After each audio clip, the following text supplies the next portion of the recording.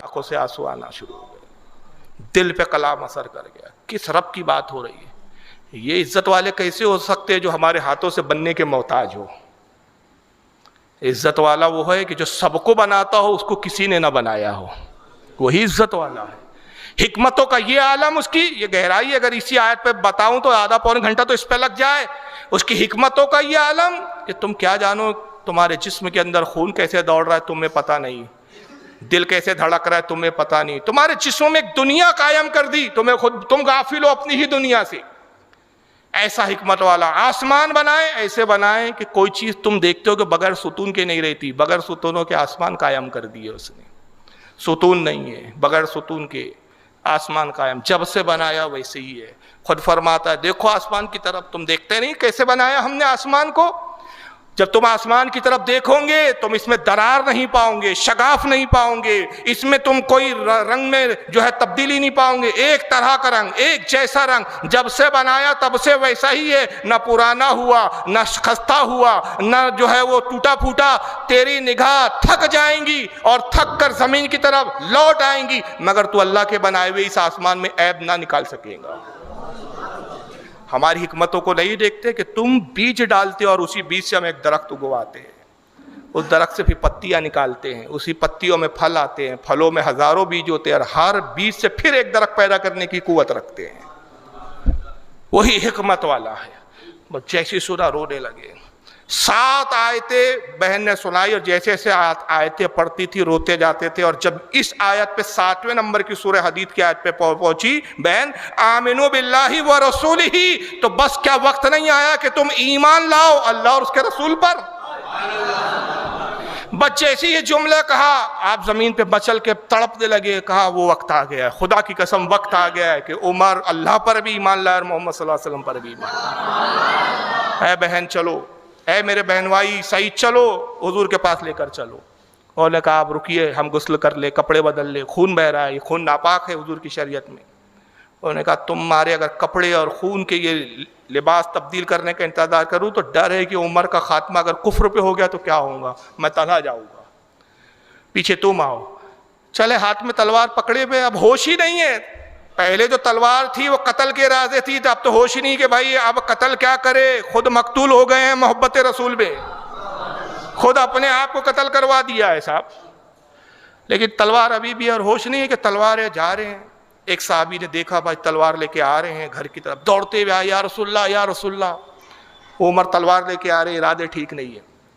حضرت حمزہ بڑے جوش میں کھڑے ہوئے، کہا کوئی ڈرنے کی ضرورت نہیں، اگر عمر اچھے ارادے سے آ رہا ہے تو استقبال ہے، اور اگر بد ارادے سے آ رہا ہے تو یا رسول اللہ فکر نہ کرے، آپ کا چچا حمزہ بھی زندہ ہے، عمر کچھ نہیں کر سکیں گے۔ آئے تلوار زمین پہ پھینک دی اور قدموں میں گر گئے، یا رسول اللہ میں فرما بردار ہوا، سرکار میں ایمان لایا۔ حضور نے کلمہ پڑھایا اور سرکار نے مسکرا کے کہا کہ عمر تم نے حق اور باطل میں فرق کر لیا، آج سے تیرا لقب فاروق ہے۔ فاروق کے معنی حق اور باطل میں فرق کرنے والا۔ اور مولا کائنات کہتے ہیں کہ حضور صلی اللہ علیہ وسلم کی دعا کا اثر ہم نے اسی وقت دیکھا کہ ایک روز پہلے آپ نے دعا کی، ایک روز پہلے، اور دوسرے دن حضرت عمر ایمان لائے۔ پہلے دن دعا کیا کی تھی؟ ان نزال ابن صبرہ ان علی رضی اللہ تعالیٰ عنہ سمیت رسول اللہ صلی اللہ علیہ وسلم، صبرہ بن نزال کہتے ہیں میں نے حضرت علی کو کہتے ہوئے سنا کہ مولا کائنات ارشاد فرماتے کہتے ہیں کہ حضرت نبی پاک کو میں نے یہ کہتے ہوئے سنا کہ حضور نے فرمایا یقولو اللہم اعز الاسلام بے ابی جہل بن ہشام او بے ابی عمر بن الخطاب۔ اے اللہ اسلام کو عزت دے، جملے سنیے، اسلام اے اللہ یہ مسلمان بنا دے، یہ نہیں ہے، اسلام کو عزت دے۔ پتہ چلا اسلام کی عزت کا نام حضرت عمر ابن خطاب ہے۔ اے اللہ اسلام کو عزت دے، ابو جہل ابن ہشام کے ذریعے یا عمر ابن خطاب کے ذریعے۔ ایمان اب عمر ابن خطاب کی قسمت پہ تھا، ایمان لے آئے، اور جب ایمان لا چکے کہا یا رسول اللہ میرے چند سوالات ہیں۔ کہا عمر پوچھو۔ یا رسول اللہ آپ اللہ کے رسول نہیں ہے؟ پہلا سوال، ہاں میں اللہ کا رسول۔ یا رسول اللہ کیا اللہ ہے نہیں، موجود نہیں ہے، حق نہیں ہے؟ ہاں اللہ ہے۔ یا رسول اللہ جو دین آپ لائے ہیں کیا وہ حق نہیں ہے؟ کہا حق ہے۔ جب اللہ حق ہے، آپ حق ہے، دین حق ہے، تو پھر ہم چھپ کر عبادت کیوں کریں؟ اپنا دین چھپ کر کیوں رکھیں؟ کہا عمر ارادہ کیا ہے یا رسول اللہ؟ چلیے خانہ کعبہ میں آج ڈنکی کی چوٹ پر نماز پڑھی جائے گی۔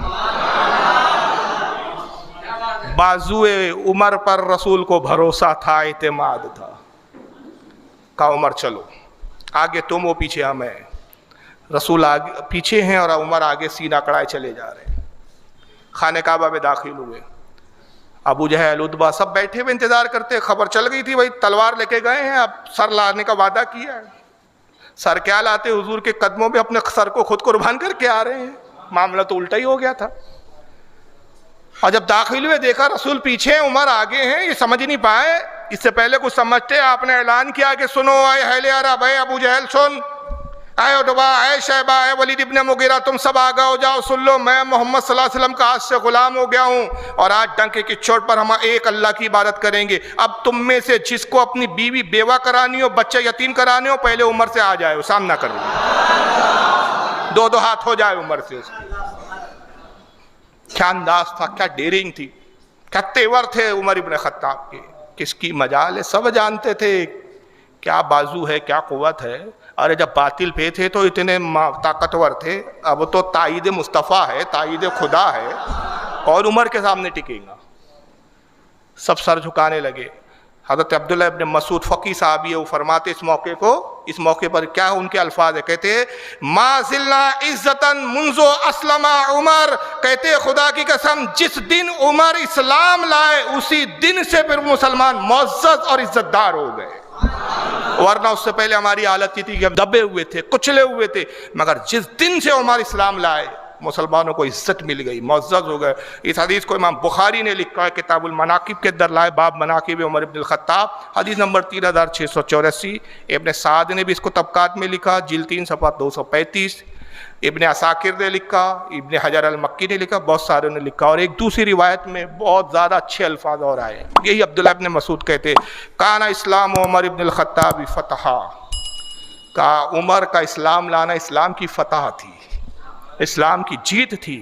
وکانت ہجرتہ نصرا، آپ کا ہجرت کرنا مسلمانوں کی مدد تھی۔ وکانت امارت رحمہ، اور آپ کی حکومت، آپ کی خلافت اللہ کی مسلمانوں پر رحمت تھی، یعنی آپ کا ہر دور مسلمانوں کے لیے فائدہ بخش تھا۔ اس کو امام طبرانی نے لکھا ہے معجم الکبیر کے اندر، جلد 9 صفحہ 165، حدیث نمبر 8820۔